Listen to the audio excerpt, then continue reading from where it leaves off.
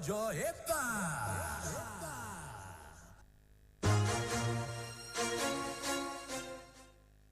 This is 93.7 Citizen FM, Abuja. A very good morning to you once again. Here's the news update at 7 on Citizen FM 93.7. I am Kemi Ashikun.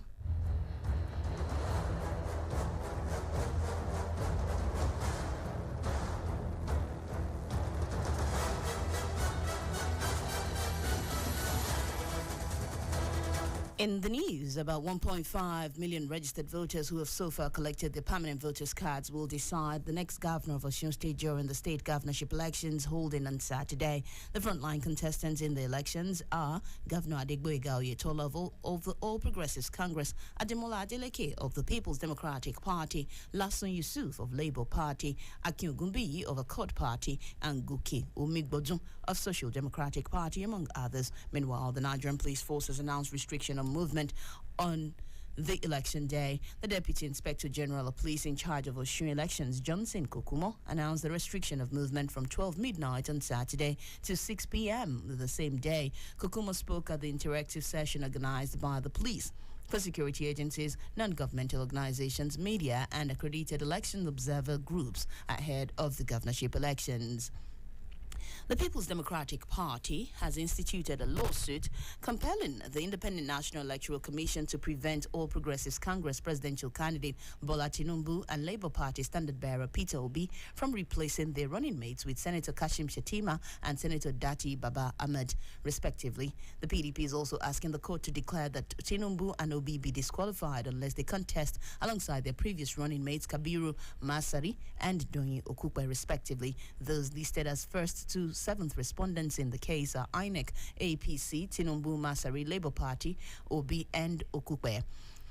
Vice President Professor Yemi Osinbajo on Thursday distanced himself from a memo purported to have originated from his office to President Muhammadu Buhari seeking permission to resign his membership of the All Progressives Congress APC. A memo dated to that effect is said to have listed, among others, family pressures, his Osinbajo's continuous participation in active and partisan politics, and membership of the APC as the reasons for his decision. However, when contacted to confirm the authenticity of the said memo, the Senior Special Assistant to the President on Media and Publicity, Office of the Vice President, Mr. Laolu Akonde, described it as fake. He said the language of the author of the memo was not that of the Vice President Osinbajo, pointing out that his boss would not write a memo so full of errors. In the world of sports, reigning African champions Nigeria qualified for a night Women's World Cup in a row when beating Cameroon 1-0 in the quarterfinals of the Women's African Cup of Nations WAFCON in Casablanca.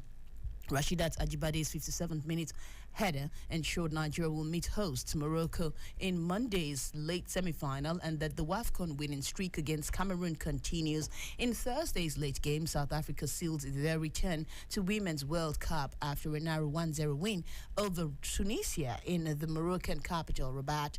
Jermaine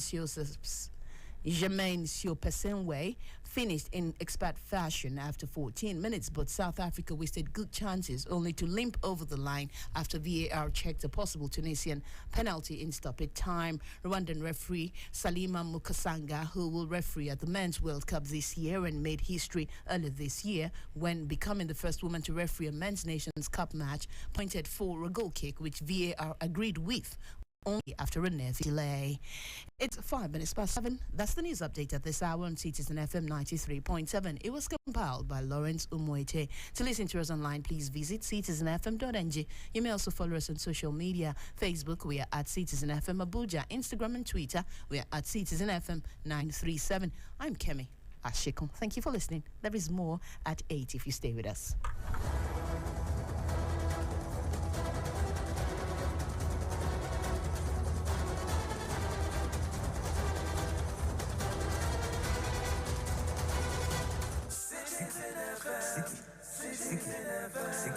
Make we join our hearts to build a nation of our dreams. CitizenFM. Your problem is my problem and my joy is your joy. CitizenFM. 93.